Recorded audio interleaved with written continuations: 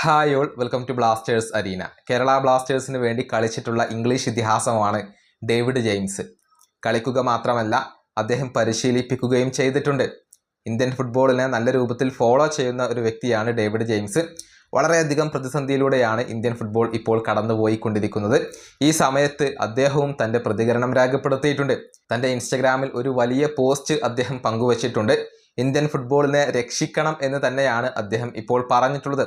അതായത് ഈ ഒരു അവസ്ഥ അത് ലോക ഫുട്ബോളിൻ്റെ ശ്രദ്ധയിലേക്ക് ഉയർത്തിക്കൊണ്ടുവരികയാണ് ഡേവിഡ് ജെയിംസ് ചെയ്തിട്ടുള്ളത്. വലിയൊരു ഇൻസ്റ്റഗ്രാം പോസ്റ്റ് തന്നെയാണ് അദ്ദേഹം പങ്കുവച്ചിട്ടുള്ളത്. നിലവിലെ സാഹചര്യങ്ങളെക്കുറിച്ചും ഭാവിയെക്കുറിച്ചുമൊക്കെ അദ്ദേഹം സംസാരിക്കുകയും ചെയ്തു എന്നുള്ളതാണ്.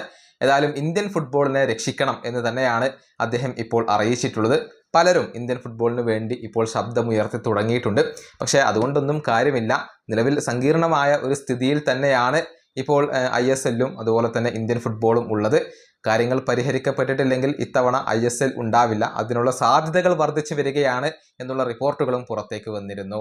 ഈ വീഡിയോ അവസാനിപ്പിക്കുന്നു. അടുത്തൊരു കാണാം.